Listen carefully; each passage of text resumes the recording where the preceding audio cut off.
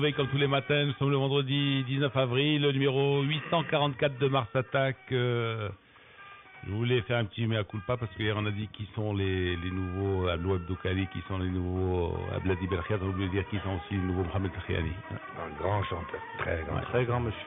Très très grand. Voilà. Et des gens comme Abdeslam Amir, est-ce qu'on en fait encore? Des compositeurs comme ça, des paroliers comme c'est Abdelrafi Al-Jouari, est-ce qu'on en fait encore comme ça? Abdeslam Amir, c'est quelqu'un qui a lutté contre l'infirmité. Bien sûr, bien sûr. C'est-à-dire qu'il était non-voyant et malgré ça, il avait un feeling par rapport à la musique. Et d'ailleurs, il a fait une bonne partie de sa carrière au Caire, donc il aurait pu avoir une... le problème, c'est qu'on connaît les Égyptiens, on connaît les Libanais, on connaît les CM, et on oublie que beaucoup de Marocains ont tenté leur chance au Caire, même dans les années 60. Kamal Ahmad, c'est déjà lui. Eh oui. Et évidemment, la suite. Alors merci à tous les auditeurs qui ont apprécié cette chanson. Pour Rajaoui de Rabat, Najib, puis bon, deux autres aussi, Maurit, et puis quelqu'un d'autre aussi qui dit merci pour cette chanson, voilà. Donc, tu sais, Lino, lors la du palme dernier Lino, salon. c'est pour Allah yarhamlik al-walidina Lino ala rahila. signé Rajaoui de Rabat. Lors du Barakallahu dernier fik. Du dernier salon du livre, Rajaoui. un Libanais a fait un livre sur la musique arabe. Et il y intègre Ahmed El-Bedawi, Abdelad El-Khayat, et la première fois dans un livre arabe, les Égyptiens, c'est des impérialistes à ce niveau-là, et pour eux, le reste, c'est la province. Et lui, pour la première fois, il présente d'abord Ahmed El-Bedawi comme un grand... On a des phénomènes, Ahmed n'est pas connu parce qu'il a été dans le classique, il n'est plus connu, parce que, mais auparavant. Oui, Ahmed El-Bedawi était incontournable au moins 3-4 fois par jour à la radio. La maîtrise de la musique, et tu sais qu'il a été maltraité par les jeunes. De toute façon, on se disait, il est classique, il est dépassé, et justement, il était fort par son classicisme. Comme tous les chanteurs... spécialistes.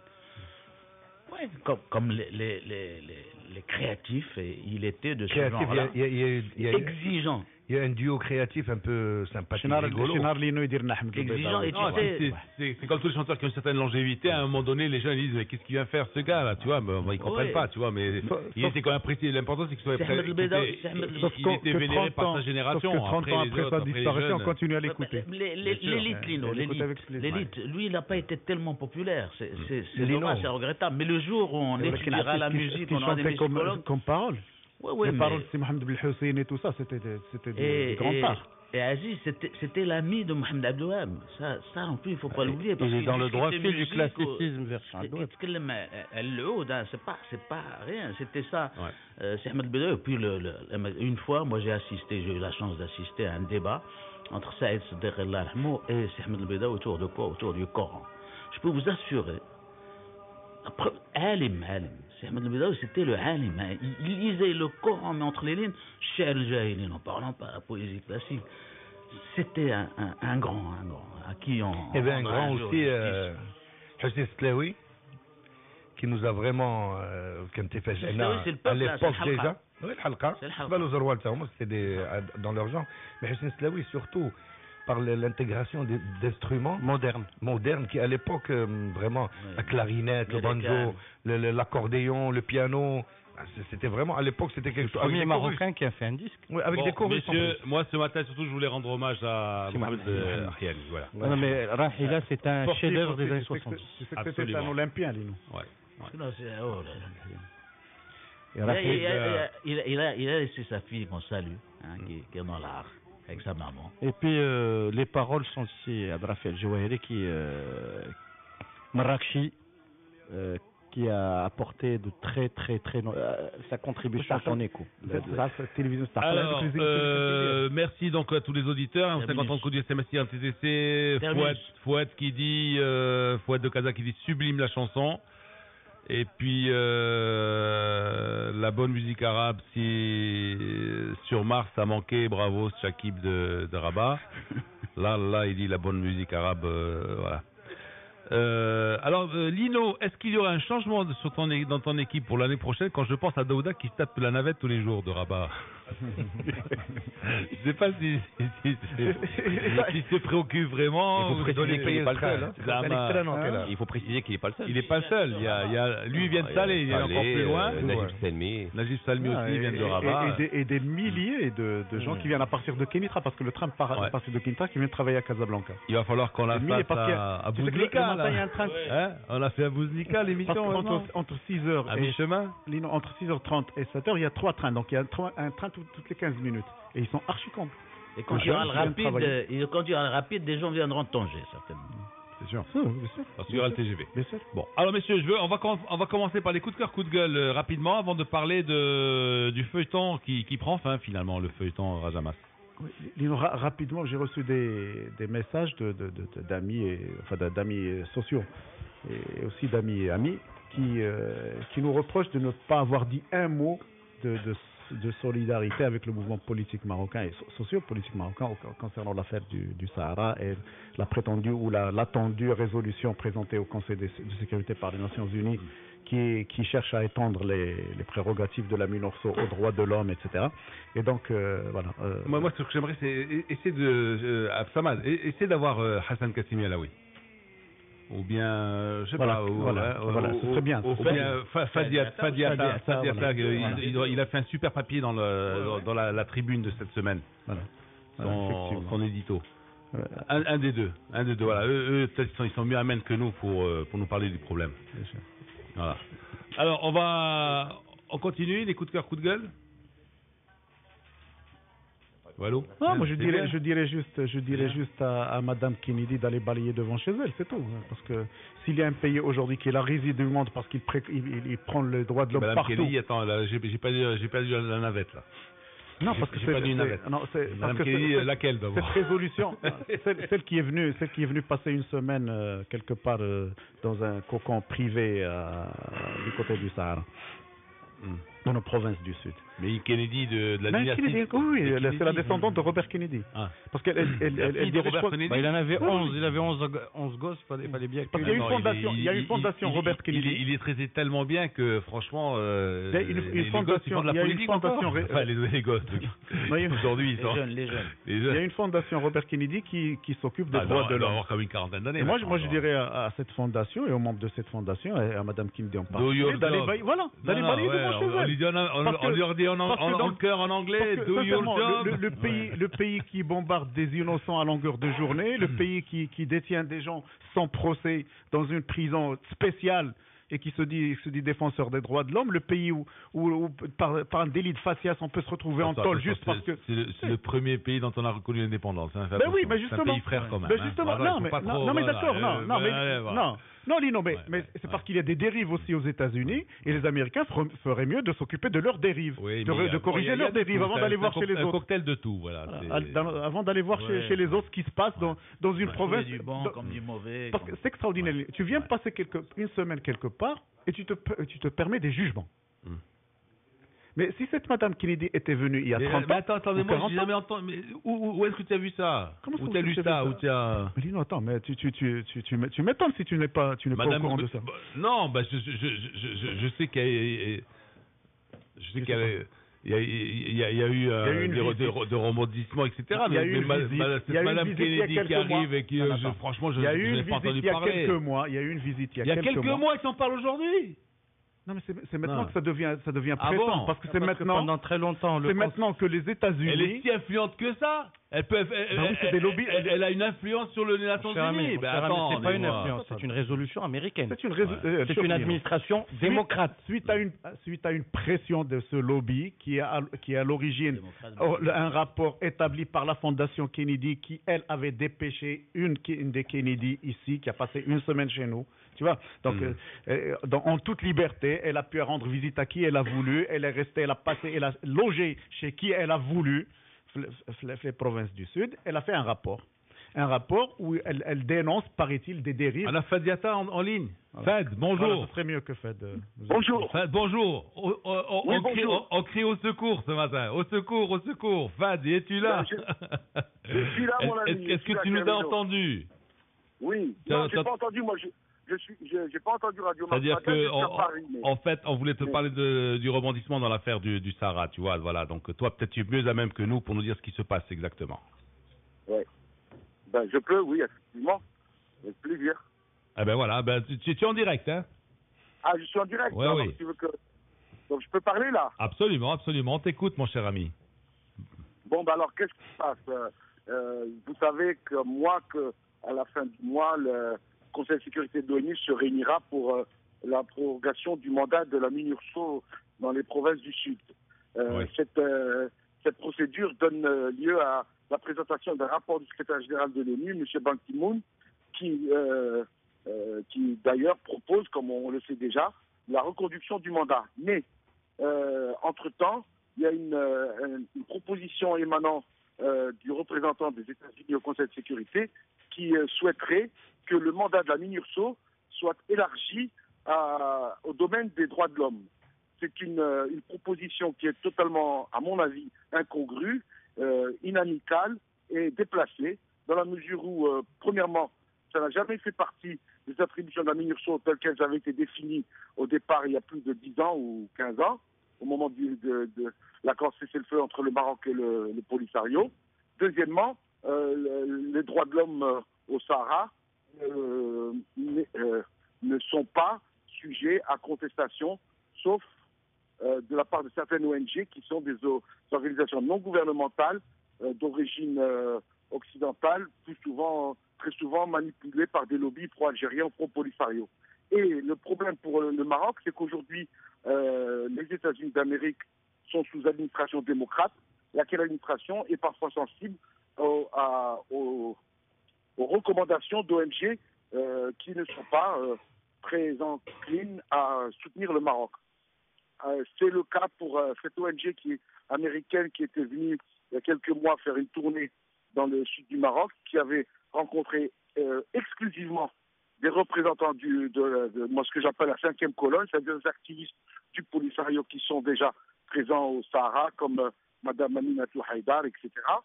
Cette ONG est dirigée par la nièce du président défunt John Kennedy. La famille Kennedy est très proche de l'administration Obama. Elle a puissamment concouru aux 2 élections du président Obama à la présidence des États-Unis.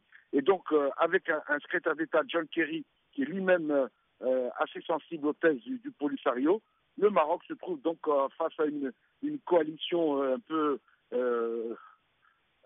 extraordinaire, au sens négatif du terme, qui le met dans une position relativement difficile à l'ONU. Mais je crois que cette proposition ne passera pas.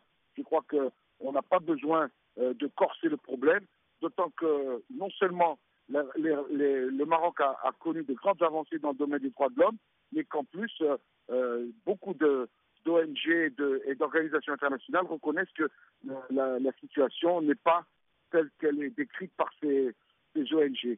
Je rajouterai à cela que le Conseil consultatif des droits de l'homme a publié des rapports fréquents sur ces questions, y compris sur la zone des provinces du Sud, et que troisièmement, tout le projet de régionalisation, avec le travail qui est fait par le Conseil économique, social et de l'environnement, prouve que même s'il y a des lacunes, même s'il y a des insuffisances, globalement, la situation est plus que positive. C'est donc un combat d'arrière-garde du Polisario qui voudrait, en étendant le mandat de la MINURSO, en fait, permettre la présence permanente d'activistes séparatistes protégés par les soldats de la MINURSO, ce qui ferait du Sahara occidental marocain, de nos provinces sahariennes, une zone pratiquement de non-droit, alors que la souveraineté marocaine y est patente et que la sécurité de l'ordre public et la tranquillité des habitants y sont garanties. Voilà ce que je voulais vous dire.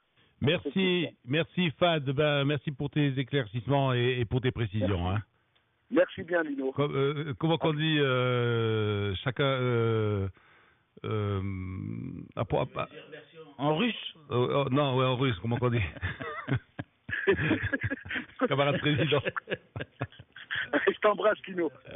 Merci beaucoup, Fad. À bientôt, au revoir. Chacun son métier, hein, les vaches seront bien gardées. Voilà, donc là, mon cher Aziz Daouda, lorsque je te disais que sont-ils aussi influençables que pour influencer une décision de l'ONU, je m'étais pas trompé aussi, tu vois. Non, mais ils sont forts. Non, mais tu me dis, non, c'est pas une décision de l'ONU, c'est une décision... Non. Mais Aziz, c'est aussi l'analyse en politologue, attention. Non, Lino, dans le dernier rapport de M. Ban Ki-moon, le dernier, pas celui qu'il va présenter maintenant, il y a une phrase justement, mais quelque part perdue dans le rapport que j'ai lu, où il parle justement d'une possibilité.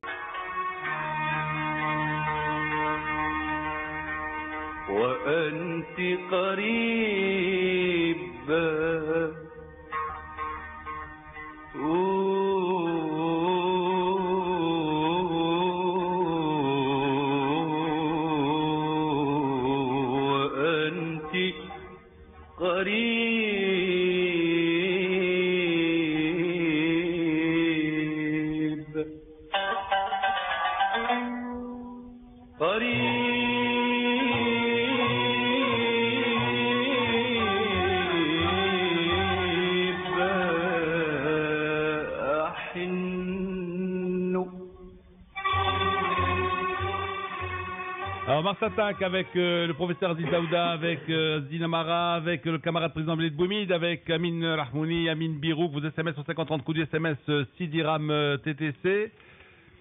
Alors, il y a Mustapha de Jdida qui nous dit les États-Unis, il ne se souvient pas de qui a dit que les États-Unis sont passés de la barbarie à la décadence sans avoir jamais connu la civilisation. Il dit Einstein entre guillemets, Einstein point d'interrogation. C'est Einstein qui a dit ça? Non. C'est pas possible, il a été hébergé aux États-Unis. Hébergé aux États-Unis, il a vécu ces dernières années. Tu vas quand même pas dire ça, non? Alors, Wael de Casa, pourquoi on se voile toujours la face et on ne reconnaît pas nos échecs pour mieux nous relancer? C'est un échec sur notre politique à garder, à gérer les relations étrangères, notre politique étrangère. Solino, ça n'est pas une occasion où on doit négocier quoi que ce soit. Ouais. Cette affaire de province du sud du Maroc n'est pas discutable. Point barre. Il n'y a pas d'erreur à mettre en cause. Là, il parle aujourd'hui, il y a une menace. Globalement, peut-être que parfois, il y a une menace. On ne gère pas très bien nos affaires. Aujourd'hui, la question est qu'il y a une menace qui nous guette et qui menace l'intégrité de notre territoire, et ceci n'est pas discutable, n'est pas négociable. Voilà. Alors, maintenant, nous avons des affaires entre nous, c'est pas le moment de les sortir. On les sort au moment opportun et on les discute entre nous. Non, d'accord, mais lui, au Maroc, des députés marocains qui critiquent la politique des affaires étrangères. Il n'a pas dit. Oui, mais on est attaché à notre intégrité territoriale, mais certains dysfonctionnements sont à critiquer. Il parle globalement. C'est pas le moment. C'est pas le moment. Alors, ce qui nous menace tous ensemble, on le règle, ou il a des problèmes binatna, d'acrophie binatna. C'est ça la politique générale. Madame Kennedy, ah oui, je vous avais dit un accord. Non, c'est pas le moment. Mais ça dépend. Ou tu es alors politique dirigeant, ou tu es citoyen, ou tu es journaliste, chacun a ça. Bon, messieurs, je continue avec les SMS. Les États-Unis, alors les États-Unis reviennent en arrière et affirment que c'est une proposition personnelle de Madame Raïs, amie de Madame Kennedy. Même Kerry dit de ne pas être au courant. Oh, ce serait grave, ça. Ce serait grave pour un... Voilà, j'ai suivi un débat où, paraît-il, c'est une solution de sortie. C'est-à-dire que ce n'était pas les États-Unis, c'est uniquement la déléguée et qu'à partir de là, c'est négociable. Donc voilà. Alors, vous me décevez... On débat, c'est bien. Vous me décevez, M. Daouda. Les USA sont une grande démocratie et Mme Kennedy est une dame crédible et intègre. Ouais. Voilà, Ismaël de Casablanca. Ismaël sait très bien, probablement aussi bien que moi, qu'aujourd'hui, al-Mubaraka, il y a des drones qui bombardent des familles, des innocents et des enfants. Ah, mais d'accord, ouais, il y a des gens à Guantanamo sans jugement. Il y a des blacks américains condamnés à mort sans raison. Mais alors pourquoi on rachète les Boeing alors que Mme Kennedy a s'occupé de ses affaires. Si lui la connaît mieux que moi, pour moi, Mme Kennedy personnifie Hedchikoulou. Voilà. Alors qu'est-ce qu'il faut faire? Parce que les aïeuls de Mme Kennedy, parce que le grand-père de Mme Kennedy, Asselineau Bako, était le banquier de qui tu sais, d'Hitler entre autres, parce que les Kennedy ont fait la guerre du Vietnam, parce que voilà. Monsieur Joseph Kennedy était connu pour ses opinions pro-nazis. Voilà. Il était ambassadeur des États-Unis à Londres. Mais vous vous rendez compte qu'on est parti, on est en train de mais je ne sais pas. Celui qui insulte l'intégrité. De revisiter, je ne sais pas, l'histoire des États-Unis, je ne peux pas. De Black le Rock à aujourd'hui. Ah oui, mais on peut y aller. On peut y aller pour instruire Ismaël. Parce que si Ismaël il appelle les États-Unis, dans le pays le plus riche du monde, le plus puissant du monde, une partie de la société au banc de Znaqi, مليوحة. ويشوف les droits de l'homme qui دايرين. ويشوف الناس تموت بالجوع في les États-Unis. C'est pas Einstein, c'est Chomsky, je crois. C'est Chomsky qui est l'auteur de notre position, ouais. À propos des États-Unis, ouais. Lui, il ne recule pas, il est très radical. Et puis il y a une chose. C'est pas Chomsky, Blaïd. Alors, Amin Rahmouni. Ah, non, pas selon Amin Rahmouni, selon M. Wikipédia, le bien nommé, à qui qu'on remercie, en fait. D'ailleurs, on lui passe le bonjour. On le doit à qui, alors? On le doit, on ne sait pas. En fait, elle est attribuée à, effectivement, Einstein, mais d'après ce qu'il dit, c'est très peu vraisemblable. Mais il y a plusieurs noms, en fait, qui ressortent. Donc, Georges Clemenceau, Alphonse Carr. Aziz Daouda? Non, pas Daouda. Oscar Wilde. Il a pas dit ça aussi. Oscar Wilde, très simplement, parce qu'il était un monsieur très friand de ce genre de choses. Oscar Wilde. Oscar Founon, on demande à Norden. Oscar Founon, il est du côté Georges Bernard Shaw et Georges John O'Hara. Donc, en fait, tout le monde sauf Noam Chomsky. Ouais, voilà. Non, il faudrait l'ajouter. Merci, monsieur Wikipédia, d'être là. Non, mais d'accord. Mais le monsieur, il dit quoi? Il faut présenter les États-Unis comme étant une démocratie qui a ses dérives. C'est vrai, il a raison. Quand il dit Madame X est démocrate, nous, on ne dit pas le contraire. Nous, on parle du Sahara. C'est notre Alors, quel œil a Tindouf pour voir un modèle des droits de l'homme et de démocratie? C'est Rochdi du CAC qui dit ça. Et bonjour, mes chers compatriotes. Je vous remercie beaucoup de nous avoir fait plaisir et de nous avoir parlé de ce sujet de cette manière-là, du sujet de notre Sahara. Alors, Raja Mas se joue finalement au stade Mohamed V, grâce à la CAF.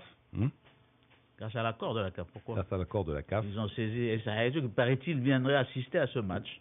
Ah bon? Ouais. Carrément. C'est bien. Certaines...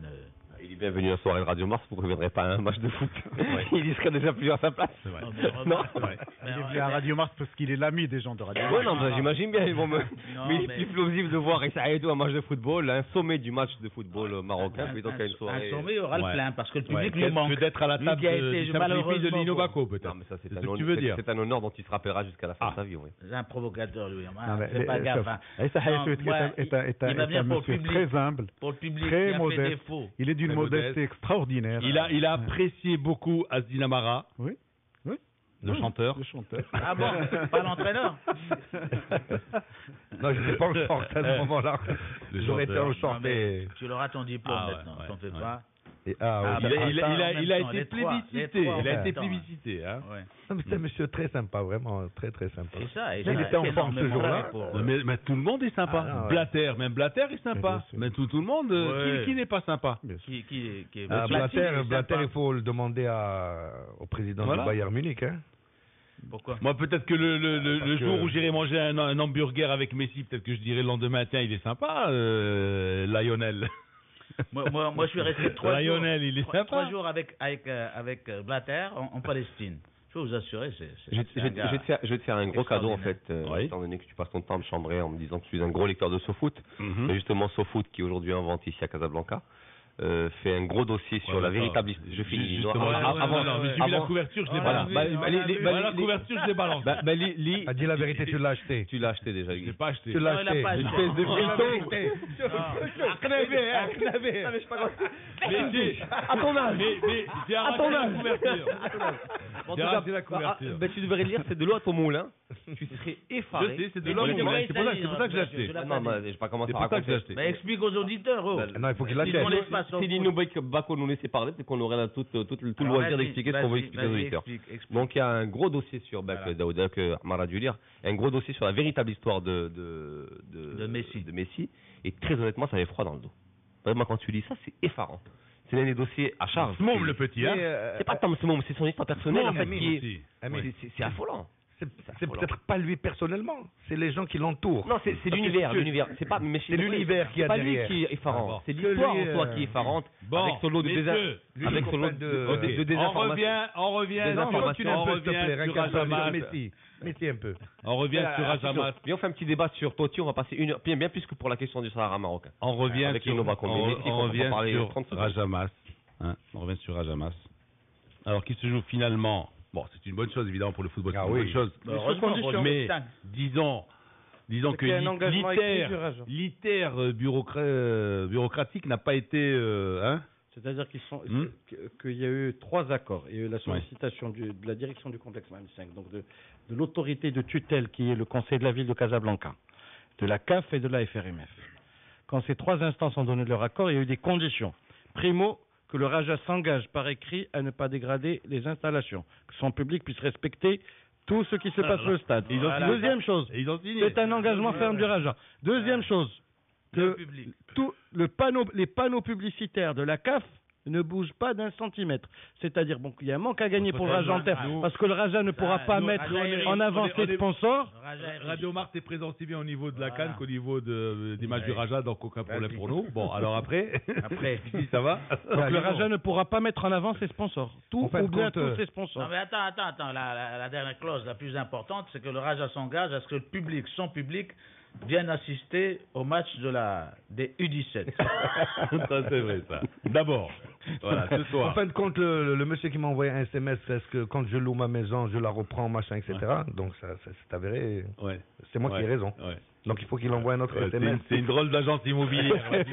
Franchement, c'est une drôle d'agence immobilière. C'est tant mieux pour le spectacle, parce que franchement... Non, Lino, tu sais, في Dior, quand tu تكون ساكن شي الامام ماشي حاجه تطلع تقول لك الوالده طلع جيب واحد الخبزه مع سميتو جيب السكر من هنا تدخل. Donc il y avait une certaine et maintenant bon c'est la même chose. On a besoin d'un match parce qu'il y a 30 000 40 000 spectateurs, j'espère. Ça fait pas sérieux. Ça c'est pas sérieux. Non, c'est sérieux. Franchement. Moi je trouve ça vraiment sympa. Non mais on en revient à la localisation. Il y a quelque chose qui s'est passé. Là, on en revient à pourquoi avoir donné à Casablanca et à Marrakech l'organisation de la CAN U17. On aurait pu, comme dans d'autres pays, Tanger Khaoui, et puis la CAN U10, la CAN U20, plutôt l'Euro U20. Il a eu lieu dans des petits stades. On aurait pu choisir des petits stades, des stades fonctionnels, où on n'aurait pas le plus beau tifo du monde, c'est-à-dire le Kras Khaouin, pour avoir un maximum de public. Et ça n'aurait pas empêché le championnat de se dérouler. Les U20 espagnols, ils jouent au Bernabeu ou ils jouent à Torremolinos? Je me rappelle. Je me rappelle pas au Bernabeu ni au Camp Nou. Hein. Je me rappelle de la CAN U20 qui a eu lieu au Maroc en 97. C'était à Fès et à Meknès, dans des stades qui étaient pleins. Dans des villes qui étaient animées parce qu'elles ne sont pas blasées du fait d'accueillir l'équipe nationale. C'est vrai. Et il faut aller vers la province justement où ils ne peuvent pas avoir régulièrement des matchs internationaux. Bon, ici, bien ou mal, on a quand même des matchs de Coupe arabe, des matchs de Coupe d'Afrique, etc. Mais voilà, c'est là-bas qu'il faut aller. Tanger, Fès. De fait, on n'aurait pas eu ce souci pour le complexe Mohamed V et le championnat aurait pu se dérouler. Parce qu'il faut rappeler une chose, c'est que la semaine prochaine, il y a le derby. Donc la pelouse Red a fait la demi-finale de la CAN U17 mercredi et dimanche il y a le derby Casablanca. Pour l'entretien, il n'y a pas de problème. Non, ils sont petits, ça va. Ça fait, il pleut pas, il n'y a pas la pluie, il n'y a pas de pluie, il n'y a pas de comme ils vont arroser, du côté entretien, il n'y aura pas de problème. Mais tu as raison. À l'avenir, il faudrait penser U17 dans des petits stades. Ça fait 2 ans qu'on a le calendrier décentralisé, c'est plus populaire et c'est vrai, les gens manquent de spectacle. Ça fait 2 ans qu'on a le calendrier des U17. Oui, mais qu'est-ce que tu veux? Ça fait 2 ans qu'on sait que ça va se dérouler au Maroc. On a présenté les candidatures de Casablanca et de Marrakech. On aurait pu présenter d'autres candidatures. Il fallait un terrain absolument plus fonctionnel. Amin, il fallait un terrain absolument naturel. Parce qu'en synthétique, ils auraient pu jouer à Tétouan aussi. C'est joli là-bas. Ils peuvent jouer n'importe où. Mais tu sais, le problème du décideur marocain, c'est qu'il est centralisé dans sa tête. Un public magnifique. Il y aurait eu beaucoup de monde aussi à Tétouan. Mais on regarde que du côté des grandes villes, de Casa, Marrakech et Tanger. Et c'est ça qui est dramatique. On a une fédération où les gens s'en centralisent dans leur esprit, malheureusement. Mais c'est ça, c'est beaucoup de Marocains qui sont comme ça. On regarde le stade d'Agadir, attention, Agadir, c'est championnat des clubs. Ils auraient pu ouvrir la CAN U17 s'il est prêt. Non, il n'est pas encore prêt. Il n'est pas encore prêt, il n'a pas été inauguré, il est prêt. Il n'est pas encore d'inspection de la FIFA. Ils sont allés. Il n'est pas encore prêt. Alors, vos SMS au 5030, coup du SMS Sidiram TTC. Alors, coup de gueule matinal, contempler les terrains urban soccer. Au pays, vous voulez bâtir un grand centre régional de football avec ses licences aussi pro, un projet énorme qu'on allait de nos jours récolter. Je comprends pas. Bon. Alors, chapeau Aziz pour ton analyse politico-sociale. Fad a confirmé ton point de vue. Abdelkrim de Casa. Merci pour la chanson. Pourquoi les Marocains dans l'émission Arabe Idol. Dans l'émission Arabe Idol ne chantent pas les chansons marocaines. Samir Doujla. Non, c'est pas ça. La chanson marocaine. Parce que tu te trouves dans des télés du Moyen-Orient qui ont un tropisme égyptien, libanais et des pays du Golfe. Et malheureusement, on ne fait pas assez pour populariser la chanson marocaine. Voilà. Alors, Wael de Casa, il dit je parlais de changement de position de nos alliés. Quand il parlait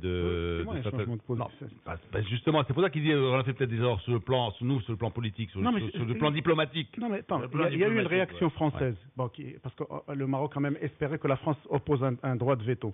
Mais une réaction qui n'est pas officielle. J'ai lu ça sur la presse française, où même les diplomates français sont outrés parce que ça s'est fait en catimini, c'est-à-dire que tout le monde a été surpris par cette affaire. Il ne faut pas oublier qu'il y a au Conseil de sécurité. Les Français sont préoccupés par un autre débat. Aux Nations Unies, il y a un groupe qui s'appelle un groupe des Amis du Sahara. Fait les États-Unis, fait la Grande-Bretagne, fait l'Espagne, fait la France et fait l'Italie. Même ceux-là ont été surpris. Même les 4 autres pays. Les Italiens, ça ne m'étonne pas. Ils voulaient voter pour Rocco Siffredi et ils voulaient voter pour Sofia Loren hier, comme président de la République. C'est qui Rocco Siffredi? Je ne sais pas. Non, tu ne connais pas. Et même Trapattoni. Trapattoni, je connais, mais Siffredi. La présidente, tu sais que en fait, les élections. Il doit avoir le bras long pour pouvoir. Les élections. Pour qu'on en arrive à voter pour lui. J'ai prononcé son nom, ça suffisait, c'était pas la peine que tu détailles. En ce moment, on vote l'élection du président de la République en Italie. Bon, c'est le Parlement donc et le Sénat. Il y a un débat, il y a un duel entre Prodi et Boni. Et en fait, sur le bulletin, tu écris carrément le nom de la personne que tu veux élire, tu vois. Et puis à un moment donné, la présidente du Parlement, elle fait Giovanni Trapattoni. Les gars, ils mettent n'importe quoi, tu vois. C'est grave. Ça, c'est grave. C'est Prodi ou c'est Bonino? La situation dans laquelle est l'Italie, hein? C'est Prodi ou c'est Bonino?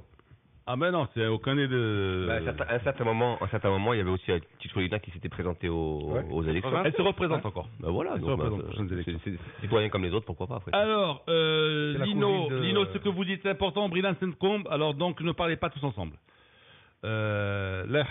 Alors, Daouda, je parle de changement de position. Non, ça on l'a déjà dit. Alors, c'est Badre, CR7. Pourquoi pas un Mars Attack non sportif une fois par mois? Ouais, on pourrait envisager. On préfère des petits comme ça, non sportifs, un petit quart d'heure par-ci par-là. Alors, Monsieur Daouda est le champion de la langue de bois. Il vit dans un Maroc propre à lui. Tant mieux pour moi alors. Mais je me sens bien dans mon pays. Si quelqu'un ne se sent pas bien non, mais attends, mais t'as quelqu'un qui a Rachid de Rabat qui amène de l'eau à ton moulin qui dit le plus voyou État au monde, l'État le plus voyou au monde, ce sont les États-Unis. Moi, j'ai beaucoup de respect pour les États-Unis et pour ce que font les États-Unis par ailleurs dans d'autres domaines. Mais pas dans celui-là, pas dans celui de droits de l'homme, par les temps qui courent. Ouais, mais par les temps qui courent, Lino. Tu peux pas parler de cette manière-là des États-Unis quand, je sais pas... Quand les États-Unis s'attaquent à mon intégrité territoriale, c'est comme s'ils s'attaquaient à mon physique, Lino. Voilà, je suis en droit de réagir. Oui, ça c'est l'impérialisme. Non, mais attaquer sur ce point-là, pas sur Guantanamo, sur autre chose. Mais Lino, mais je les attaque ils attaquent le Maroc sur les droits de l'homme, ils ont à balayer devant chez eux aussi. Alors, Abdou de Casa, en tout cas, le Maroc est dans son Sahara, le convoi avance et les chiens aboient. Voilà, quelqu'un qui dit bravo Aziz Daouda, c'est Omar de Casa. Alors, Raja Mas, pourquoi la Fédération royale marocaine de football a-t-elle exigé de garder les panneaux publicitaires? De Casa. Parce que le terrain est mis à la disposition de la CAF Et la CAF n'amène qu'une dérogation pour permettre au match. Et peut-être que la CAF veut avoir cette manne financière aussi, que ses sponsors, pour un match devant 30 000 spectateurs regardés partout le Maroc, que leur publicité soit vue aussi par ces gens-là. Non, ils sont loin de ça. On ne peut pas avoir le beurre et l'argent du beurre. Hein. Donc, mettez là sponsor pour la durée du tournoi. Et donc on ne touche pas au stade. Tu ne touches pas au stade, normalement tu n'as pas le droit. Reste. Tu n'y touches pas. Qu'on joue pas, on n'y touche pas. Et donc la concession de Issa Hayatou en personne, qui a signé. Et le grand tifo, ils vont le laisser. Le grand drapeau qui est en guise de tifo, ils vont le laisser. Ah, ça c'est le public. Ça le public. Ah ben non, ça c'est important. Du côté rouge. On ne dit pas aussi une chose, c'est que c'est du côté du WAC. On va du côté du WAC. Quand même rappeler. C'est pas bien ça. Ça veut dire que non. Généralement, ce coin n'est pas occupé par les Rajaouis. C'est vrai. Généralement, ce côté-là, il est occupé par les Mazdaouis. Donc il était mal placé. Il devait être au centre. Le tifo devait être carrément au centre. Pour moi, on ne devait même pas l'utiliser pour ça. Non, mais pour répondre à la question de Lino, ce que dit Blaïd est juste, c'est qu'aujourd'hui, la CAF est locataire, on va dire, du terrain pendant toute la durée de la compétition. Mais ce qu'on peut aussi préciser, c'est que ce match-là, même en termes d'image, est une très bonne promotion pour son événement. Parce qu'aujourd'hui, c'est pas une petite affiche, c'est un Rajamas qui va drainer de la foule, qui va drainer du spectacle, normalement dans les tribunes, dans les tribunes. Devrait être une belle fête du football. Ouais. Donc, au moment où cette manifestation qui est la cause des U17 se déroule devant 2 pelés, 3 tondus, ça fera pas de mal pour la CAF, justement, avec ses panneaux, avec son image, avec tout ce qu'elle représente. Les U17 viennent voir le match aussi. Exactement, qu'il y ait un vrai match de football et montrer tout l'engouement. Parce qu'il y a quand même, oui, je pense qu'aujourd'hui. Il sera retransmis sur satellite? Oui, certainement. Oui, bien sûr que ça retransmet. Mais je pense qu'aujourd'hui, on est en train quand même de penser notre football sans focaliser sur un événement qu'on va organiser qui est super important, qui est la CAN 2015. On organise la CAN. Avant, tu as le championnat du monde des clubs. Oui, mais on a la plus prestigieuse compétition africaine qui va se dérouler chez nous dans 1 an et demi. Et là, il faudrait peut-être commencer à penser à la marketer. Et vendre de l'image, et vendre l'image d'un football marocain qui soit festif, sain, suivi, et pas seulement que des problèmes de la casse, de ceci, de cela. Et ce Rajamas peut être une belle vitrine pour un événement d'importance et d'envergure qu'on va organiser dans un an et demi. C'est très bien dit en matière de com. Tu as raison. Alors on va bifurquer sur les Coupes d'Afrique avec le WAC, qui va au Mozambique. Ils sont toujours dans l'avion. Hein. Ah, ils sont toujours dans l'avion parce qu'ils doivent aller jusqu'à Doha. Ils devaient aller jusqu'à Doha hier. Ils sont arrivés hier en fin d'après-midi. Aujourd'hui, ils ont un long trip jusqu'à l'Afrique du Sud et après, ils doivent prendre leur correspondance pour Maputo. De toute façon, ils arrivent ce soir en fin de journée. Vu le niveau de jeu qu'ils nous proposent depuis 5 ou 6 matchs, j'aimerais bien qu'ils restent longtemps dans l'avion. Ils ont le match. J'aimerais bien qu'ils fassent un tour du monde. Haldiel Jules Verne. Qui fasse un grand tour du monde en 80 jours, qui irait très très bien avec la fin de la boîte. Le championnat serait terminé. Et merci. Lino, il n'a pas parlé de la semaine du Wydad. Là, il a tout résumé. Là, on ne peut plus rien dire. C'est Amine qui dit tout ça. Qui aime bien, 80 jours. Non, mais selon Naïm, qui est très renseigné, c'est Sabah, et qui est infiltré, lui, au sein du WAC, ils ont eu beaucoup de problèmes jusqu'à la dernière minute. Quel grand mot, mon cher ami, infiltré. Il est très bien servi, lui, tout le temps. Rappelle l'époque. Quand on dit des choses, il est très bien renseigné. Donc, il y a eu énormément de problèmes qui ont été réglés. Le WAC joue contre la Liga Musulmana, non donc, à Maputo. Qui avait créé la sensation du tour précédent en endossant un 7-1. Qui est en tête de son championnat. Bon, tu me diras qu'ils ont joué 4 matchs. Ils ont gagné leurs 4 matchs donc en championnat. 4-0. 4 victoires, 0 nul, 0 défaite. Donc, alors les scores, ils ont battu le Textile de Pungé, 4-0. Ils ont battu l'Obistar, 7-1. 7-1, c'est le championnat, c'est la Coupe de la CAF. L'Obistar du Nigeria. Ils avaient perdu 3 à l'aller. Alors, au retour, ça c'est la Coupe de la CAF. C'est le retour. Alors, pour le championnat, ils ont gagné à l'extérieur le Ferroviario Beira, 2-1. Et voilà, donc... Ferroviario, qui est le grand club du Mozambique. Et ils ont battu le Ferroviario de Maputo, 2-1 aussi. Voilà, ils en ont après les chemins de fer. Après les chemins de fer, ils en ont. Parce que, franchement, ils ont gagné 2 matchs à l'extérieur. Et ils sont en tête du championnat avec... ils ont déjà 3 points d'avance après 4 journées de championnat, ils ont déjà 3 points d'avance. L'exploit, c'est battre l'Obistar. Ils avaient perdu 3-1 à l'aller au Nigeria. On se dit club nigérian, donc c'est un championnat coté. Et là, c'est la catastrophe pour les Nigérians, ça leur arrive, ils prennent 7 buts. 7-1. C'est une équipe qui marque. Alors, qu'est-ce qu'on a? Lino, tu arrêtes de commencer par le C'est bizarre aussi quand tu perds 3-1. Et qu'après tu... Mais non, c'est parce qu'il était dans l'avion. Alors, pendant qu'il était dans l'avion, bon, donc... Valorisons le FUS, c'est la Champions League. Voilà. Et puis le petit voulait savoir où on en était. Amine a profité du fait qu'il soit dans l'avion, que personne ne soit en train de nous écouter pour dire ce qu'il a dit. Sinon, normalement, on me connaît. Pourquoi? Ça veut dire qu'aucun Ouidadi nous écoute là? Non, il a parlé de l'équipe. Il n'a pas dit des Ouidadi de Paris. Il a dit que l'équipe reste. Donc, ceux dont il a parlé sont dans l'avion. Aucune chance de l'avoir. Il y a quand même des joueurs qui manquent à cette équipe du La SFAR, elle va en Tanzanie. Hein, donc, elle va rencontrer le FC Azam. Hein, qui est deuxième du championnat. C'est le retour sur les lieux du crime. Ils sont à la 23e journée. Azam est deuxième du championnat à 6 points du leader, c'est Young Africans.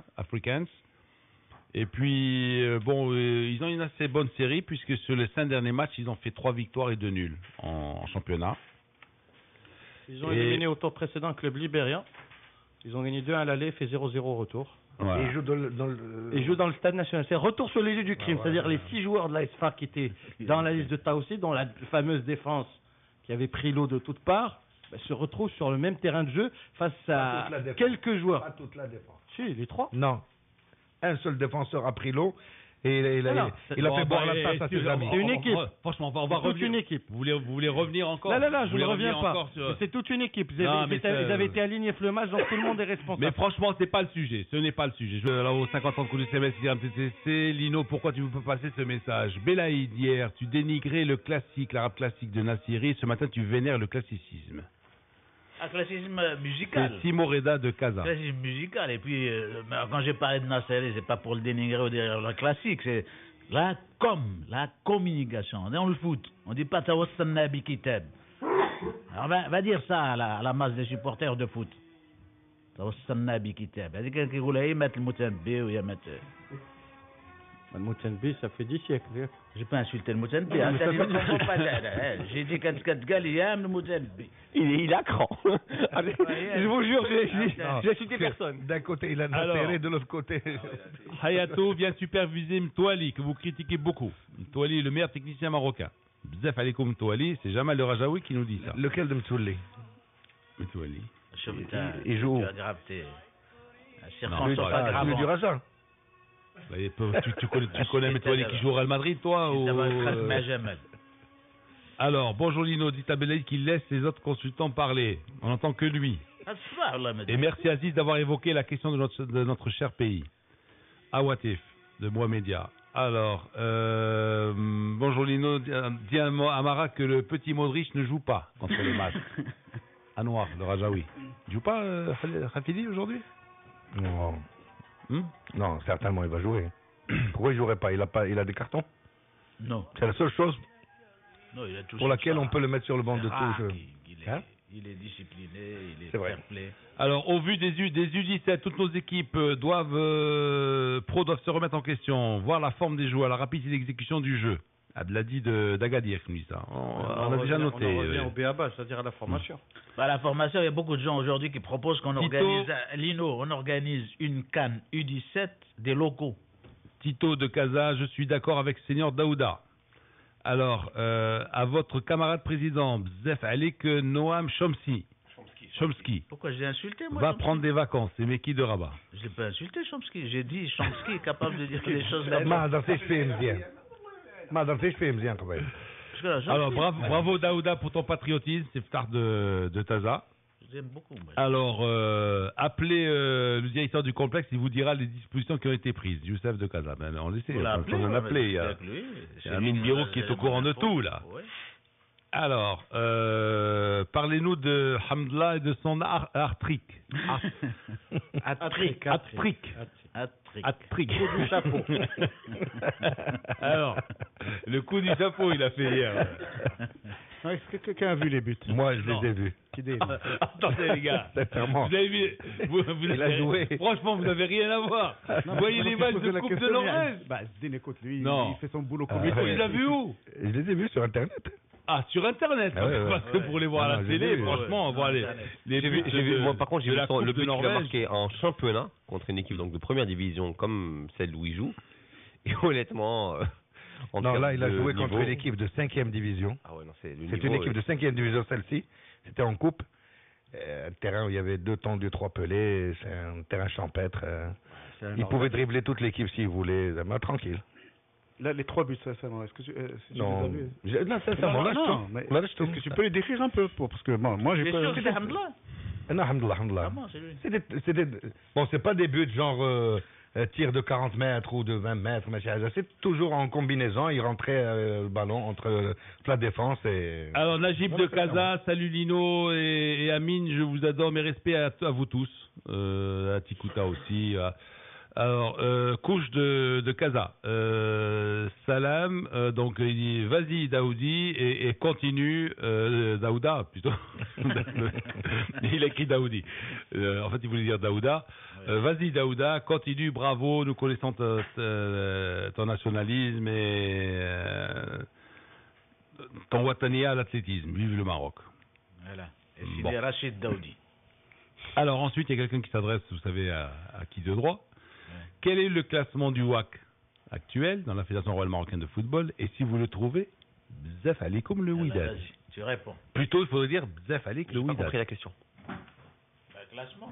Je crois qu'ils sont officiellement 3e. Voilà. Et donc, ils étaient officiellement. Et donc, quand tu dis 3e, là, l'auditeur, il a le droit de te dire bzaf alik le Wydad.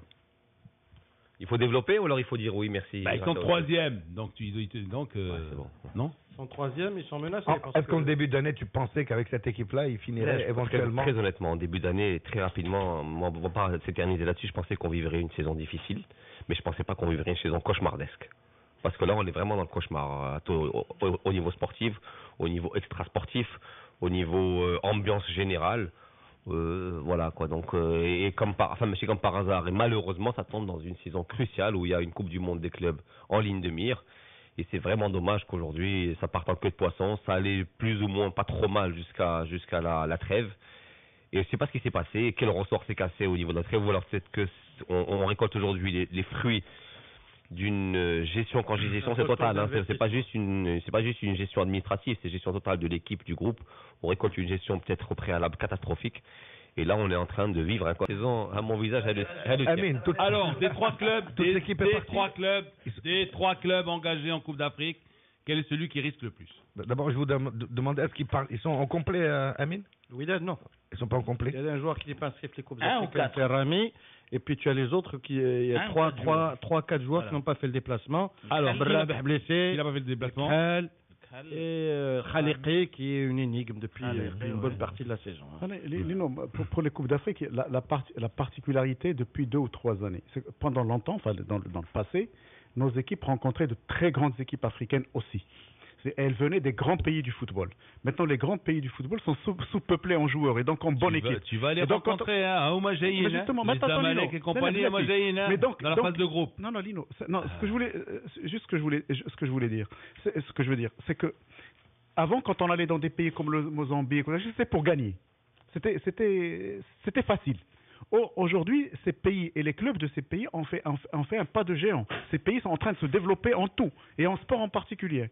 Et donc, même un déplacement au Mozambique est périlleux. Donc, même un déplacement en Tanzanie. Voilà, toutes nos équipes. Ça, ce sont quand même les tours préliminaires. Hein. Tout à l'heure, tu disais les grandes équipes, on va les retrouver après. Parce que les grandes équipes, c'est Zamalek, c'est le club de Bizertin, c'est l'Ali, c'est TP Mazembe, c'est le Stade Malien, c'est et tout ça. Oui, l'espérance de Tunis. Avant tu arrivais facilement à rencontrer ces gens-là. Aujourd'hui, pour arriver à rencontrer ces gens-là, c'est très difficile. C'est devenu plus difficile. C'est en phase de groupe, ça. Oui, c'est les têtes de série. C'est comme au tennis. Mais tu n'es pas encore en phase de groupe, Lino. Mais justement, dans les éliminations directes, avant, c'était facile. On arrivait très vite à faire partie du groupe.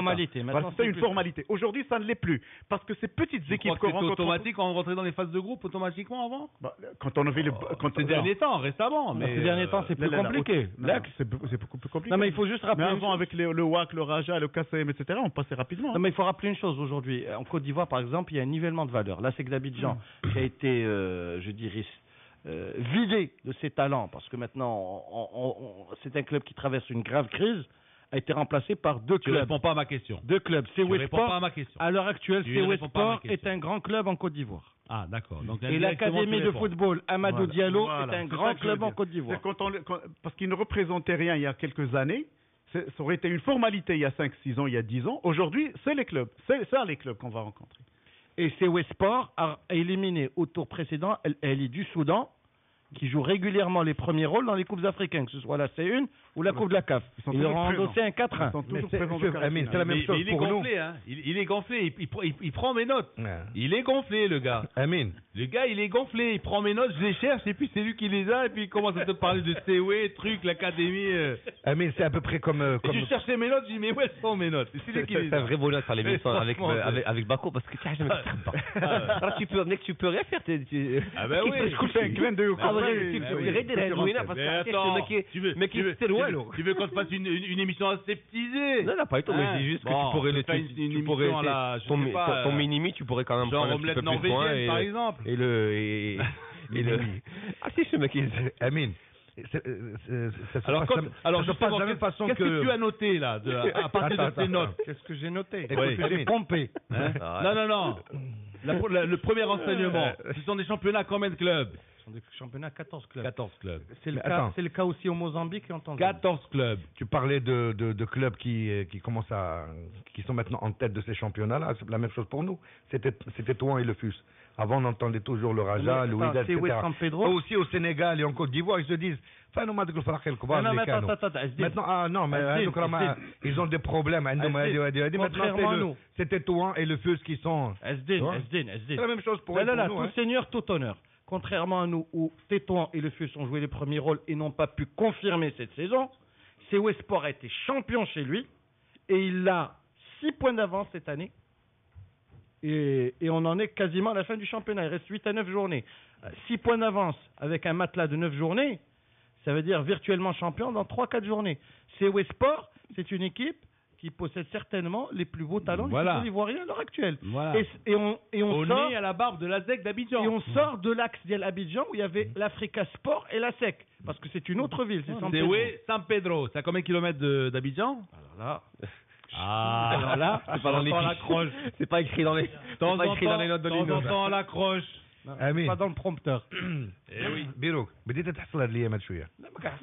Avant qu'il il bug. Non, mais on va quand même dire une chose, c'est qu'aujourd'hui, on va pas se leurrer. Aucun de nous n'est techniquement capable de rivaliser avec la mémoire hypermnésique de Birouk. Voilà. Donc, mais ça a des effets induits. Quels sont-ils? C'est-à-dire qu'aujourd'hui, Birouk, il peut venir nous pour n'importe quelle sauce.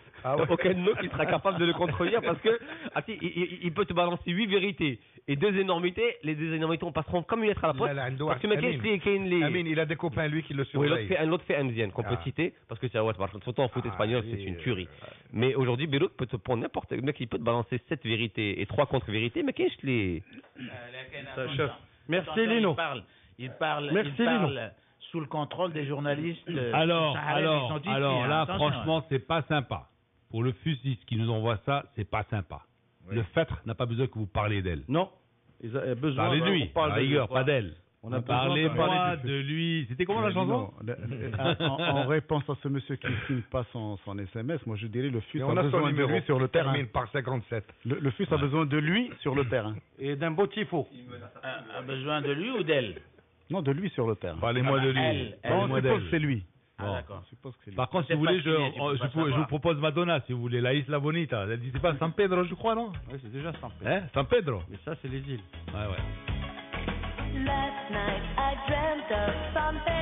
San Pedro, voilà, mais c'est pas le même San Pedro. Hein, c'est une réactivité extraordinaire. C'est pas le même San Pedro. C'est des fous. De quoi? La réactivité? Incroyable. Non, c'est le vieux qui l'a dit cherche-moi Madonna. Ah ouais, non mais attends les gars. Madonna c'est ma génération. Madonna c'est ma génération. Personne n'est mélangé aujourd'hui. Madonna c'est les années 80. Tu étais où dans les années 80? Si tu savais. Et les culottes courtes, tu avais. Tu avais de l'acné, plein le visage. C'est vrai aussi. C'est pas très beau à voir. Madonna se serait enfuie. C'est vrai aussi. Faut dire qu'elle n'était pas belle aussi à l'époque. Hein. C'est magnifique, elle a toujours été... Recherche Suzanne Désespérément. Pourquoi? C'est Rosanna Arquette. Là, j'allais demander à Bako s'il se rappelait l'actrice qui donnait la réplique. C'est un classique du cinéma, mon cher ami. Patricia, Rosanna. Rosanna Arquette, c'est un classique. En parlant de classique, puisqu'on parle de tout et de rien, j'ai revu avec plaisir Thelma et Louise. Louise et Thelma. C'est magnifique. Avec une fin. Bon. Alors, c'est oui ou c'est non? On va le savoir dimanche à 19h. Même si on dit Bzaf Alikum le fus. On va le savoir dimanche à 19h. C'est oui ou alors, les 3 matchs. Slamy a fait jouer ses titulaires contre le Hoceima, histoire d'avoir une répétition, une mise en jambe, parce que on est dans une partie de saison, on n'a pas besoin de s'entraîner. Je parle sous l'autorisation de Aziz et de SDIL. On fait plus du maintien qu'à SDIL. Oui. Donc on a plus besoin de matchs pour pouvoir dérouiller la mécanique. Alors demandez le programme demain à 13h. L'AS Far, donc elle joue à Dar es Salaam, d'accord, contre Azam Football Club. Ensuite le dimanche à 15h, le WAC il joue à Maputo. Contre la Liga Musulmana et le FUS termine donc dimanche à 19h en accueillant les Ivoiriens de CO Sport. Et pour être complet sur ce dossier des compétitions africaines, il y a un point d'interrogation sur le match entre le club Bizertin et l'Eli, parce que les Tunisiens ont gelé leur activité après le match. On ne va pas jouer contre eux. Donc ça pose un casse-tête à la CAF, parce que ça supposerait qualifier directement l'Eli et les autres clubs. Si jamais les Tunisiens ne reviennent pas sur leur décision et jouent le match, il va y avoir une réunion lundi. Ils peuvent prendre avec les autres clubs contre le club Bizertin. Ils peuvent le repêcher, mais il faut qu'une décision soit rapidement prise. Ça nous renvoie à la jurisprudence d'ILTP Mazembe, WAC, qui avait ramené à la compétition Simba pour un match contre le WAC en barrage. Ouais. Il n'y a qu'en Afrique qu'on voit ça. Allez récupérer un club. Pourquoi tu vas récupérer un club? Le Bizerte s'est qualifié, maintenant ils veulent jouer, ils jouent pas, ils sont forfaits, c'est tout.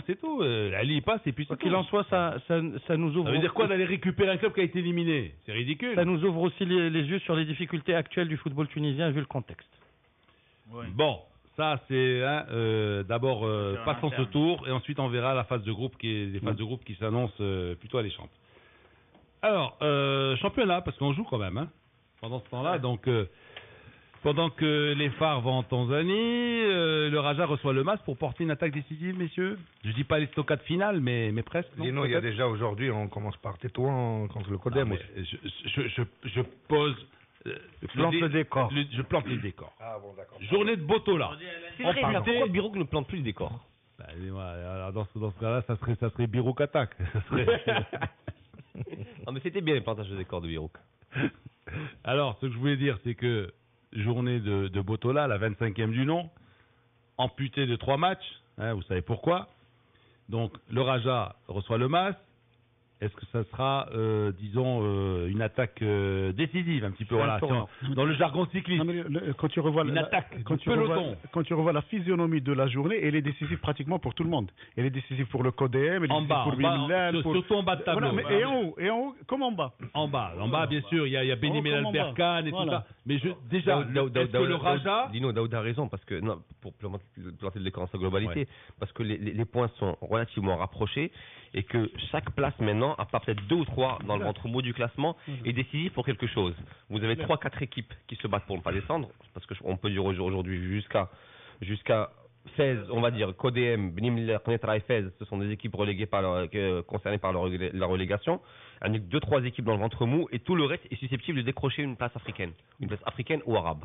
Donc aujourd'hui, il y a sur l'ensemble des équipes de la Botola, il y en a au moins 10 ou 12, alors on va dire une bonne dizaine, qui sont concernés par un enjeu de dernière minute. Et c'est ce qui fait effectivement qu'on va avoir des matchs de plus en plus resserrés, de plus en plus motivés par la peur, et peut-être de moins en moins de buts, parce qu'en général, on sait bien, vers la fin de saison, ça a toujours été comme ça. C'est dommage qu'il y ait des matchs reportés. Oui, parce que là, on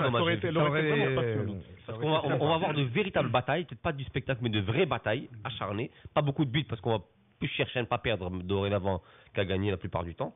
Et effectivement, même les rencontres qu'on a cette semaine, hormis les 3 qui sont reportés, effectivement, même les rencontres, tu as souvent des matchs à 4 ou à 6 points. C'est plus des matchs à 3 points. Et puis, notablement, il y a des clubs qui sont véritablement en train de dire adieu, bye-bye, hein, s'ils lâchent. C'est le cas du CODEM aujourd'hui. CODEM qui est dans une énième crise d'entraîneur, puisque Kerkash a menacé de partir, le comité a décidé de faire confiance, etc. Mais il y a beaucoup d'entraîneurs, quand ils sont vers les deux dernières positions du classement, à 3-4 journées de la fin, ils jettent l'éponge. Ils sont plus payés.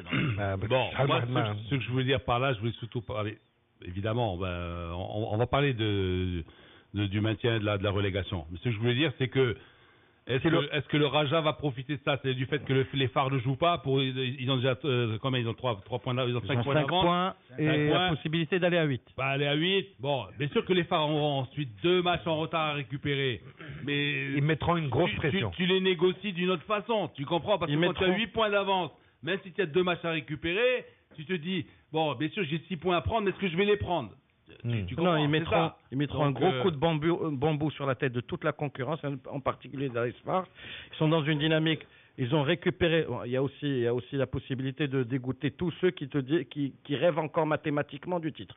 Le plus important. Donc, est-ce au cadre final ou presque? Presque. Parce qu'après ils auront un match. C'est-à-dire s'ils gagnent, ils auront fait un bon pas. Ils auront bien avancé vers le risque. Le risque, c'est de les voir gagner au derby et fêter quasiment le titre.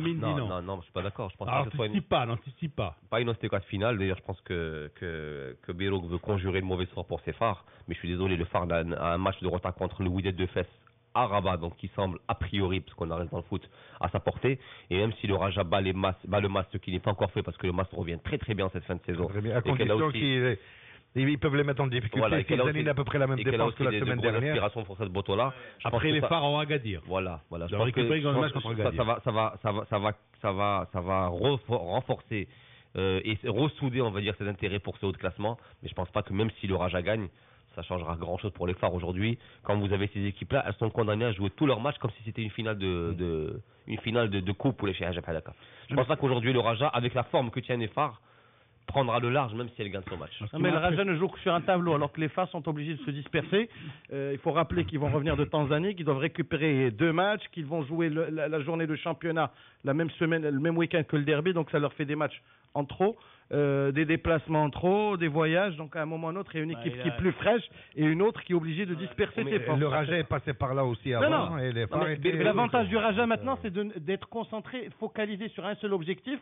Il a des adversaires dans le rétroviseur et il reçoit 2 adversaires, 2 concurrents directs au Malmas et il joue après le derby face au WAC.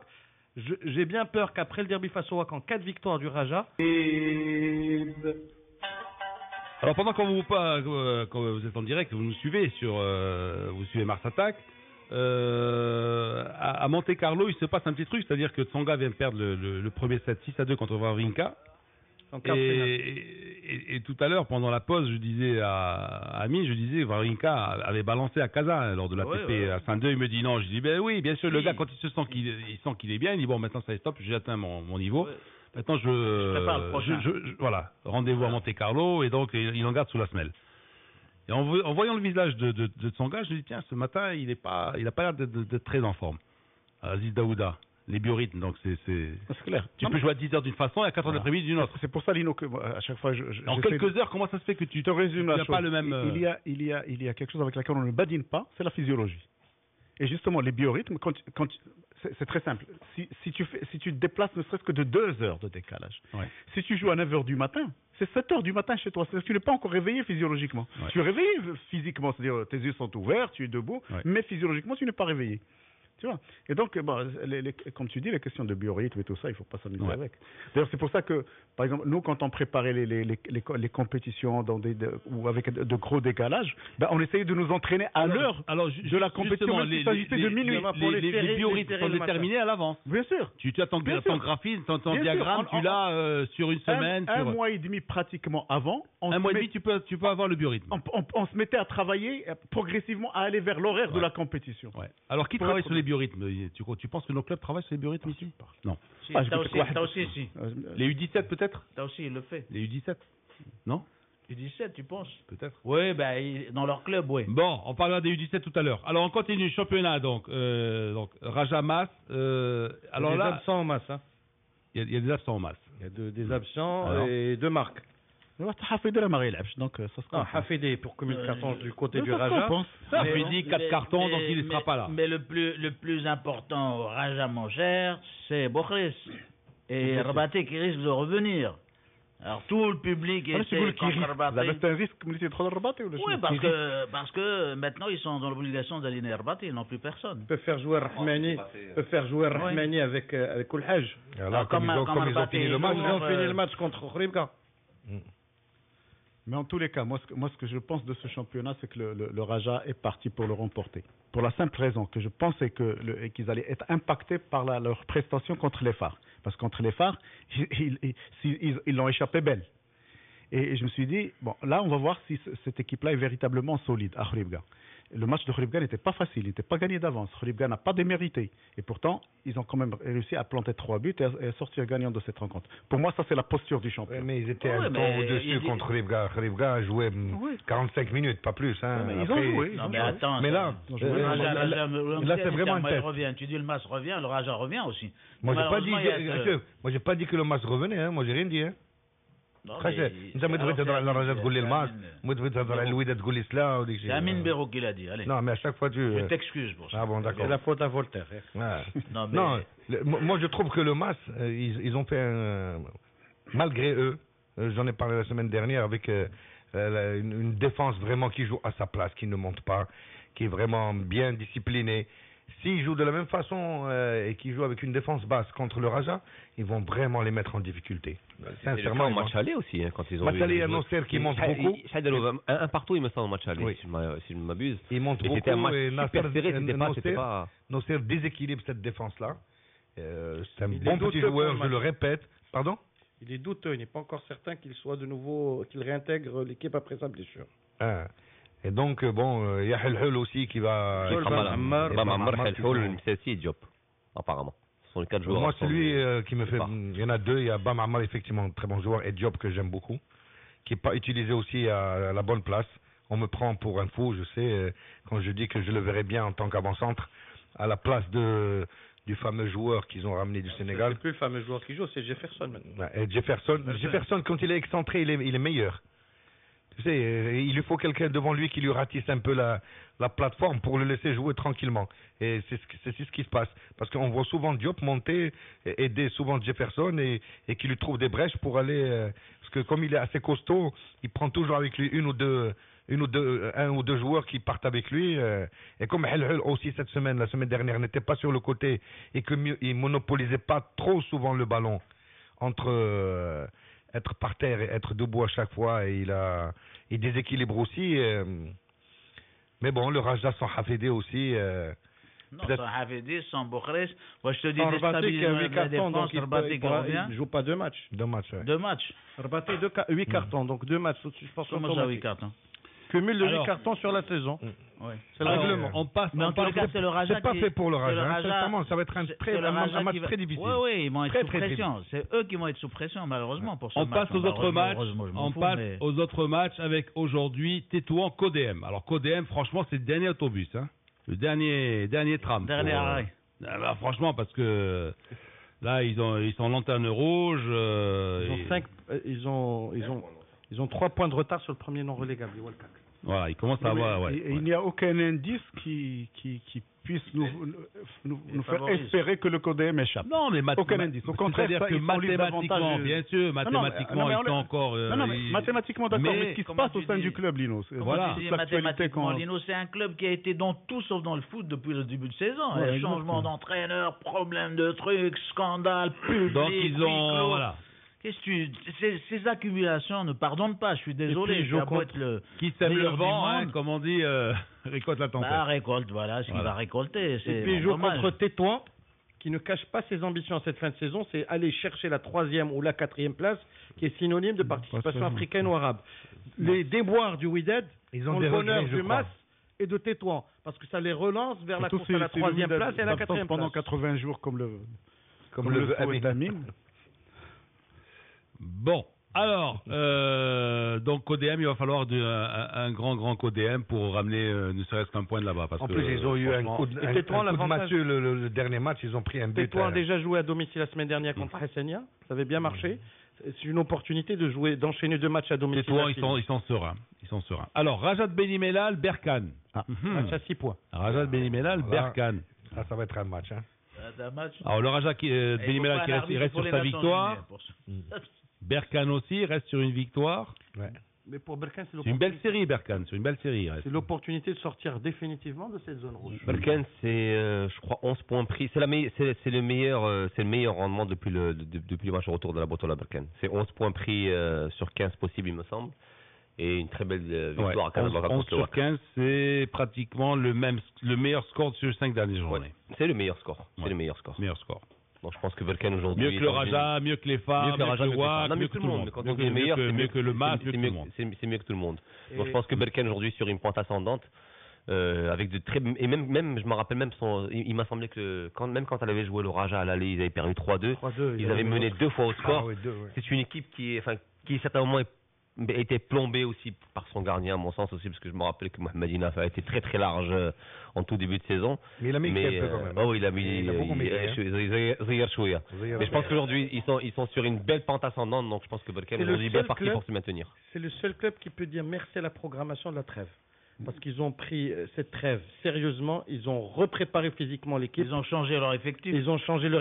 La mayonnaise a pris très rapidement. Et aujourd'hui, ils sont en train de tirer les dividendes de cette préparation physique. Il y aura beaucoup d'absents parce qu'il y a beaucoup de cartons rouges. Autre club en danger, le CAC. Le CAC de Kenitra qui recevra Khousseima. Mais ils sont dans une dynamique positive. Samedi, après le match gagné contre le... Ils ont fait match face au MAS après avoir malmené le MAS au stade municipal de Kenitra et ils viennent de battre le WAC. Donc ça veut dire que c'est une équipe qui s'est remobilisée pour cette fin de saison. Et quand tu gagnes à Casablanca face au Wydad... Je sais même plus si c'est une performance notable de battre le WAC à Casablanca. Donc je sais pas si on devrait le mettre à leur crédit, très franchement. On remet des couches lui, Lino. Qui aime bien châtie bien. Mazo. Qui est bien, châtie bien, 16-14. Le CAC, s'il gagne, il continue dans son plan de sauvetage. Et ça mettra certainement de la pression sur Rajat Beni-Mellal ou CODM Meknes qui sont derrière. Enfin, si les 3 derniers gagnent, Lino, CODM, Beni-Mellal et Kenitra, il va y avoir un resserrement encore en bas incroyable. En général, le maintien se fait à partir de 33 points. On risque d'avoir un maintien supérieur. On peut avoir un maintien à 35-36 points. Généralement, un champion tourne autour de 50-54. On va avoir un champion en plus de 65. Il y a le Wydad de Fès qui devrait être... Il y a 2 matchs au moins. Mais il aura ensuite 2 matchs à récupérer. Est-ce qu'ils sont en bisbis avec Charlie Rossi actuellement? Oui. Alors justement, on peut ouvrir une petite parenthèse sur Rossi parce que d'aucuns et un auditeur qui me dit là vous parlez plus de votre ami Rosli, là vous avez donné comme exemple et tout ça, super entraîneur, etc. Et puis il est parti comme il est parti. Qu'est-ce qu'on peut ajouter sur son départ? On a des nouvelles? Vous avez un problème financier avec il n'a pas été payé sur des tranches ou des salaires, je sais pas. Bon, il y a rien de nouveau. Non, il n'y a pas ça. Il y a rien de nouveau. Il n'est pas revenu. Il a reconduit son contrat en faisant des concessions aux dirigeants parce que déjà l'année dernière, il n'a pas été payé. On dit tu reviens, mais on essaie de régler le litige. Le litige est toujours dans la FIFA aussi. Voilà, il y a eu une accumulation. Mais sincèrement, j'aurais bien aimé qu'il continue, malgré les problèmes. Ça aurait été sympa qu'il continue. Je pense qu'aujourd'hui, si on devait se pencher aujourd'hui sur les résultats du WAF et sur leurs prestations sur un terrain, il y a clairement, sur les 3 dernières années, on l'a vu, on l'a vécu. Il y a clairement un avant, il y a toujours dans ce club-là, il y a un avant et un après Rosli. Qu'on le veuille ou pas. Et aujourd'hui, on a l'impression quand même que ce qui est grave, c'est qu'ils n'ont pas compris. C'est ça. C'est que j'ai l'impression quand même que cette équipe-là flirte avec la relégation depuis 3 ans, maintenant de manière constante. Et qu'on voit très très bien qui arrive à la remettre sur les rails chaque fois qu'il le reprend, tel un pompier qui vient sauver héroïquement ce club-là. Et je ne comprends pas, à moins qu'on veuille envoyer ce club-là à la dérive, je ne comprends pas qu'on ne retient pas les erreurs du passé, les leçons des erreurs du passé. Et c'est ce qui arrive pour ce club. Le problème, c'est comme c'est une équipe qui est toujours dans la deuxième moitié du tableau et que l'entraîneur a une option de jeu très offensive. Et parfois, il faut gagner des points. Parfois, il faut prendre des points. Non, mais il a commencé à en gagner. Il a mis du temps parce qu'il a pris des jeunes. Il a intégré des jeunes. Alors, pour moi, l'affaire. En attendant que Rossi revienne. En attendant des amours difficiles. C'est-à-dire que lui ne vaut pas grand-chose sans le WAF et le WAF n'est bon que quand il y a Rosli. Non, malheureusement, ils ne se mettent pas d'accord. Donc, il faut l'écouter quand tu parles du foot marocain, lui. Il maîtrise. Hein. C'est quelqu'un qui a des avis, mais très très corrects sur le football marocain. En attendant que... Sur les adversaires. Donc, en attendant que Rossi revienne, dernier match, c'est Safi Khoribga. Franchement... il est programmé pour quand? Lundi.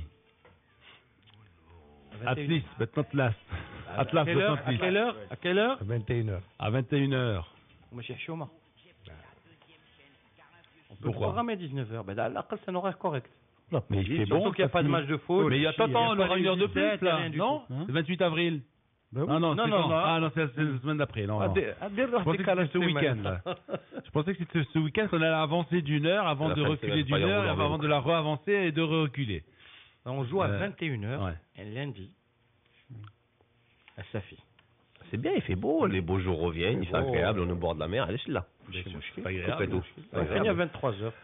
Alors, on va parler des U17 quand même. Pourquoi quand même? On va parler parce qu'il est 43. Il est 43. Faut pas les oublier. On va parler des U17. Alors, les U17, voilà, mais maintenant, il faut battre la Tunisie pour terminer en tête du groupe. Le vrai test. Non, juste même en match nul. Même match nul, voilà, mais c'est bien. Bon, jamais 203. C'est bien pour le prestige du basket. Jamais 203, ça serait bien de les battre, quand même. Mais c'est un match pour les sceptiques. Pour les gens qui se disent ils ont joué que le Botswana, Le Botswana.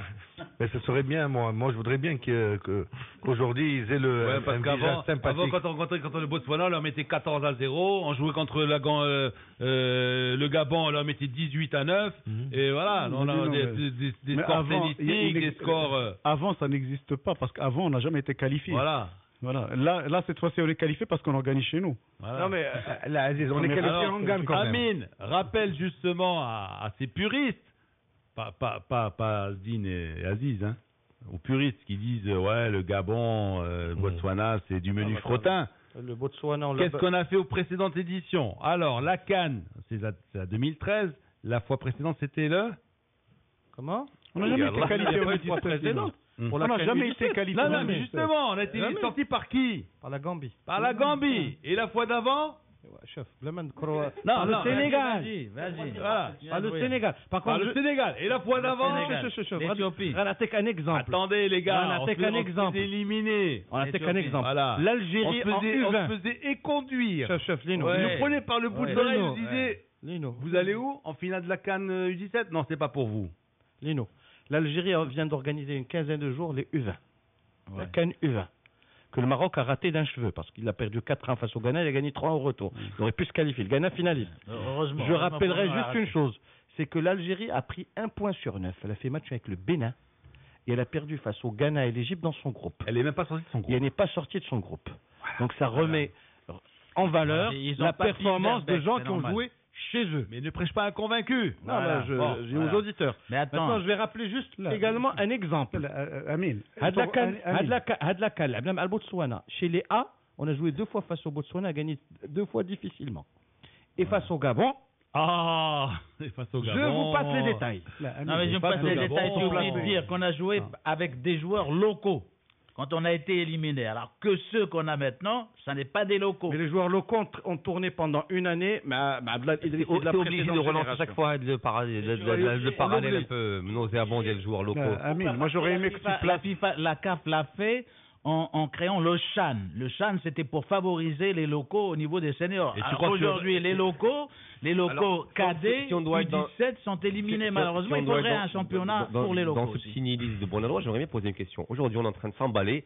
À juste titre, je suis très content pour des résultats probants de l'équipe des U17, mais est-ce que si l'équipe dont on s'est très rarement soucié en général, ça passait limite incognito, mais aujourd'hui, si nous avions une équipe assez carburée, comme dans les années 90 par exemple, est-ce qu'on s'accrocherait vraiment à ces résultats d'équipe des moins de 17 ans? On n'aurait même pas organisé, je pense. Ouais. Mais attends, pendant que l'équipe carburait, c'est ça que j'aurais aimé que Amine fasse, l'historique de nos participations dans les différentes coupes de jeunes. Mais qu'est-ce que nous avons comme palmarès avec les jeunes? Combien de fois on est arrivé aux phases finales? Combien de fois on est arrivé à nous qualifier? Chez les U17, jamais. On t'a dit. Donc bon, finalement, pour une fois qu'on ait la chance d'organiser chez nous, qu'on ait une équipe qui semble être performante, ce qui me fait mal au cœur pour moi, c'est que c'est du bachotage et ce n'est pas une construction. C'est-à-dire que je ne sais pas si demain, quand on ne sera pas organisateur, si on va à nouveau nous qualifier. Tu vois la question. C'est pour ça que j'aurais aimé qu'il fasse un historique de toutes nos participations. Non, oui, vas-y. C'est-à-dire eu 23 fois. Ce que veut dire Aziz, c'est-à-dire que tu n'as pas l'emprise totale sur ces joueurs. Sur ces jeunes. Parce qu'il faut que tu passes par Borussia Dortmund, Anderlecht, PSV et compagnie. Donc, tandis que si jouer. Mais là, je suis désolé, tu as raison. Ce que tu dis est juste. Mais aujourd'hui, qu'est-ce qu'il faut stigmatiser? Est-ce qu'il faut stigmatiser cette politique qui nous oblige à aller chercher des joueurs de la diaspora pour être au niveau? Ou alors est-ce qu'il faut stigmatiser une formation à la base qui est très mauvaise? Parce que moi, ce qui me fait relever, c'est la même politique, c'est les mêmes responsables. Oui, voilà. On ne parle pas de une différentes. Une est le corollaire de l'autre. C'est qu'aujourd'hui, on a tellement abandonné cette formation que nous sommes obligés de continuer à aller voir ailleurs pour pouvoir présenter une équipe au niveau. On fait de la formation au bon marché à 0 dirham. Non, on ne fait pas de formation. Il y a Lancy aussi repris. Voilà, ça dure depuis maintenant 10-12 ans. Mais aujourd'hui, quand tu vois la plupart des commentaires, il y a un mot qui est tout le temps revenu chez la plupart des analystes, justement, au sujet de cette équipe U17. À aucun moment on a parlé de notion de groupe, ou on a parlé de solidarité ou de mise au point tactique. La plupart des techniciens, quand ils parlaient de cette U17, on te parlait de joueurs correctement formés. On avait l'impression que tu avais des joueurs qui étaient physiquement aptes pour leur âge, qui étaient techniquement aptes pour leur âge, et qui tactiquement... Mais c'est ce qu'on demande aux cadets. C'est tout. C'est ce qu'on leur demande. On leur demande pas de jouer comme le Barça. Lino, tu as dévié le problème. Aujourd'hui, c'est bien sûr que c'est ce qu'on leur demande, mais aujourd'hui, le fait est que notre carence en formation nous oblige encore en 2013 à aller voir ailleurs pour avoir des joueurs prêts. Et c'est là le problème. Et c'est l'un des problèmes que relevait Daouda. Effectivement, aujourd'hui, on arrive avec de la formation au Maghreb. Ce qu'on oublie à chaque fois, les anciens s'en rappelleront toujours, c'est que la formation était aussi un service public. C'était l'État qui s'occupait de la formation. Comme par hasard, c'était les écoles de sport. Quand tu demandes à Faras où il a été formé, quand tu demandes à tous les joueurs d'une certaine période du Maroc où c'est qu'ils ont été formés, où c'est qu'ils ont été détectés, c'était dans les écoles de sport. À partir des écoles primaires, on les ramenait, etc. Et les plus doués étaient entraînés jusqu'au moment où ils ralliaient un club. Ou formés dans la rue. Parce qu'on pouvait jouer 24 heures sur 24 pratiquement sans les espaces exister et la disponibilité aussi. Bon, aujourd'hui, qu'est-ce qui se passe? C'est que dans la quasi-totalité des clubs, on ne s'occupe pas de formation. On a créé les soi-disant écoles, mais qui sont devenues un commerce. C'est-à-dire que ce qui est recherché, ça n'est plus ni le talent, ni le potentiel physique, mais l'argent. Les 1500 dirhams, ou les 2000 dirhams, ou les 3000 dirhams qu'on paye. Et donc, ça n'est plus celui qui est le plus doué, le plus apte à devenir footballeur qui bénéficie de la formation. C'est mon fils, c'est le tien, c'est celui qui a les moyens d'aller au football. Au contraire, les autres sont même rejetés. Moi, je connais un club que j'accompagne un gamin de temps à autre à l'entraînement dans ce club où j'ai entendu dire, et ça m'a fait mal au cœur, que des jeunes nantis, donc qui n'ont pas les moyens, avaient été rejetés. Tu vois? Donc voilà. Là, c'est à vérifier, ça. Lino, c'est un responsable. C'est un responsable dans ce club qui me l'a dit. Toi-même. C'est un responsable dans ce club qui me l'a dit. Les premières semaines d'émission sur Massata, il y a 3 ans, tu avais commencé Head l'émission, il a bien nommé, avec une anecdote d'elle. Oui, un enfant d'un club qui arrive dans une bagnole. Non, mais que le gamin ne joue pas en fonction de la voiture de sa maman, c'est une chose, mais quand on lui dit carrément il n'y a pas de place, non. Tu sais, la frontière celui qui me l'a dit est un entraîneur dans ce club. La frontière entre les deux situations est ténue. C'est pareil. Que tu joues pas parce que ta maman n'a pas une belle voiture ou que tu n'es pas accepté parce que tu n'habites pas dans un quartier UP, alors c'est pareil. Finalement, in fine, la philosophie reste la même. Mais maintenant, je pense qu'il est peut-être injuste de taper sur... Aujourd'hui, on a beaucoup tapé sur Verbeek et compagnie, même l'entraîneur qui va ramener des joueurs de l'étranger, mais pas parce que peut-être aussi. Non, Verbeek est dans son rôle. Voilà, pointer le dos. Moi, ce que je reproche. Pas taper sur lui. Verbeek est dans son rôle. Lui, il est là pour percevoir un salaire et donner un résultat. Le Hada, il a bachoté, il t'amène une équipe. Il est dans son rôle. Bon, maintenant, nous. On est d'accord. Il a compris. Il a compris qu'à des cadets, qu'est-ce que tu dois demander à un cadet? Contrôler un ballon. Ils savent le contrôler. Donner un ballon. Shooter au but. Prendre des risques de temps en temps. Ce que je lui reproche, se replacer parfois en défense, en dernière minute. Et avoir un minimum de lecture de jeu. Ce que je lui reproche, ce plan-là. Ce que je lui reproche, c'est qu'il n'a pas fait ça à temps.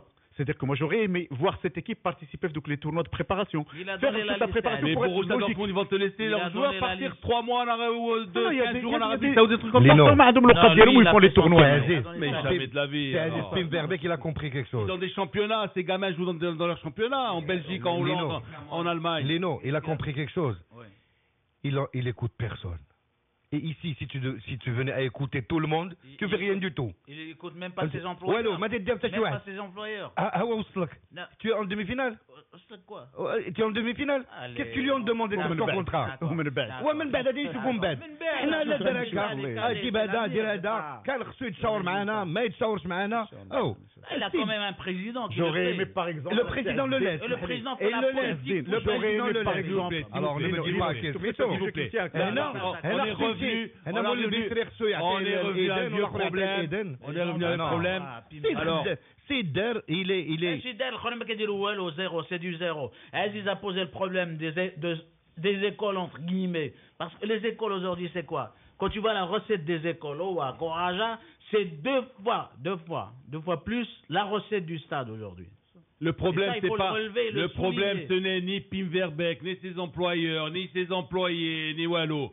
Le problème, c'est quoi? C'est qu'on a comme disait Amin Rahmouni, une formation qui est déficiente. C'est tout. Elle n'existe pas. Vous vous rendez compte qu'on n'a pas de championnat cadet? On l'a pour les vacances. C'est-à-dire que maintenant on va avoir un cadet pour jouer en junior. Maintenant on va avoir un championnat cadet pendant les vacances scolaires. Pourquoi? On fait jouer les gamins pendant 15 jours d'affilée. On dira le premier, le deuxième, le ceci. Mais nous avons été sportifs.